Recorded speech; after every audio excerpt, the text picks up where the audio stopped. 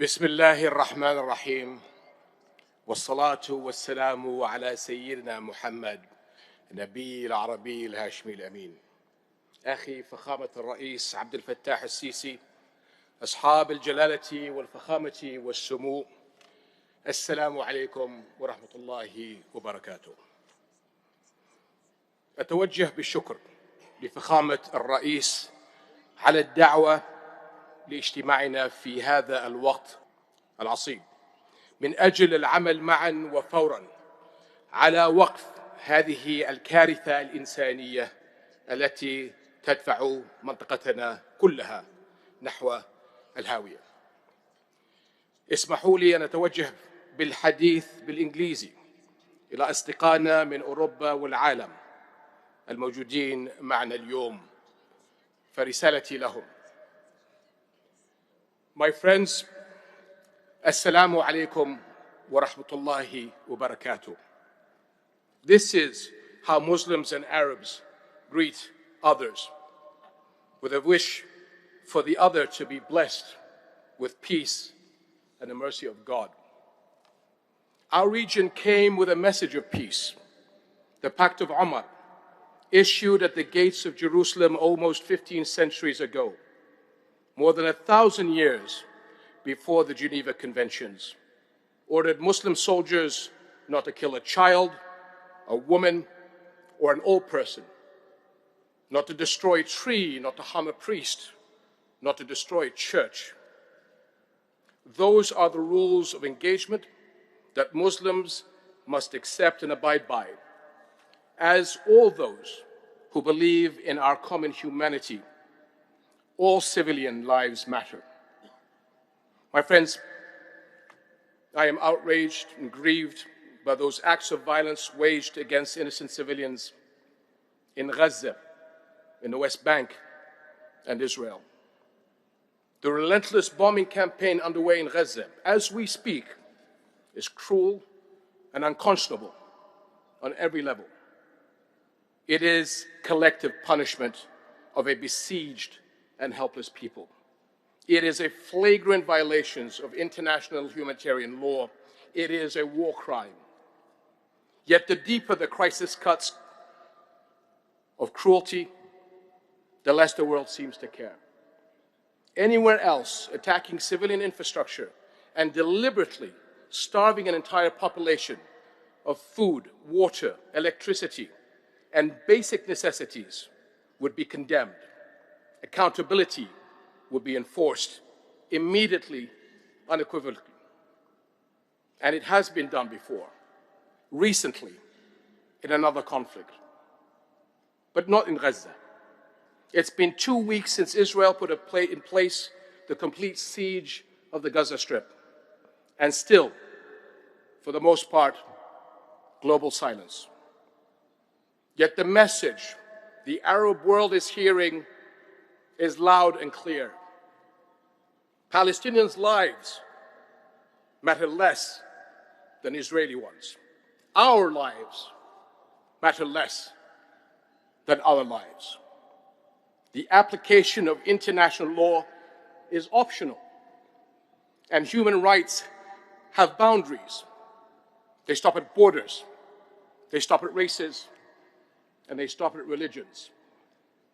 That is a very, very dangerous message, as the consequences of continued international apathy and inaction will be catastrophic on us all. My friends, we cannot let raw emotions dictate the moment. Our priorities today are clear and urgent. First, an immediate end to the war in Gaza, the protection of civilians, and the adoption of a unified position that indiscriminately condemns the targeting of all civilians in line with our shared values and international law, which loses all value if it is implemented selectively. Second, the sustained and uninterrupted delivery of humanitarian aid, fuel, food, and medicines to the Gaza Strip.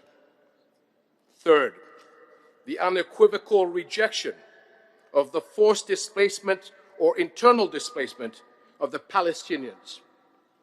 This is a war crime according to international law and a red line for all of us.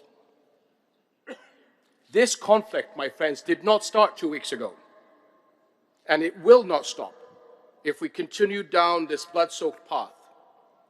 We know all too well that it will only lead to more of the same, a zero-sum game of death and destruction, of hatred and hopelessness played on repeat. Today, Israel is literally starving civilians in Gaza, but for decades, Palestinians have been starved of hope, of freedom, and a future.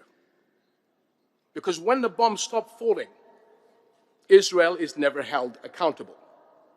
The injustices of occupation continue, and the world walks away until the next round of violence. The bloodshed we are witnessing today is the price of that, of failing to make tangible progress towards a political horizon that brings peace for Palestinians and Israelis alike.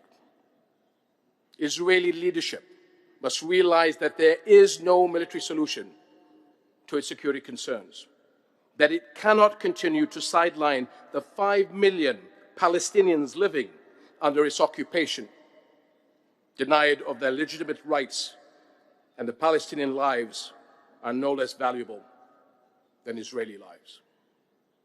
The Israeli leadership must realize, once and for all, that a state can never thrive if it is built on the foundations of injustice.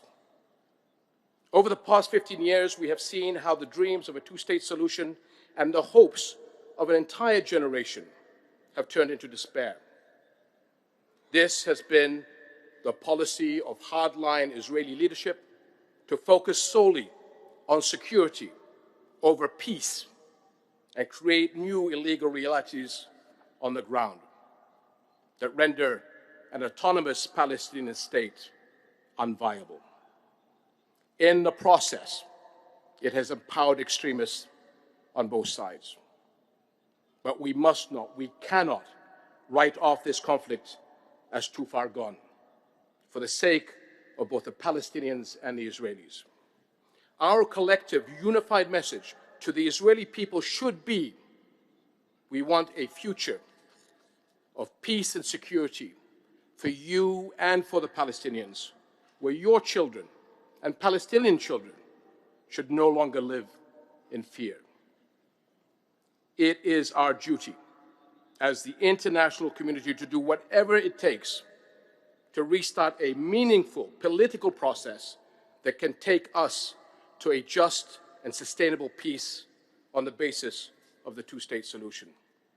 The only path to a safe and secure future for the people of the Middle East and the entire world, for the Jewish people, for Christians, for Muslims alike, starts with the belief that every human life is of equal value, and it ends with two states, Palestine and Israel, sharing land and peace from the river to the sea.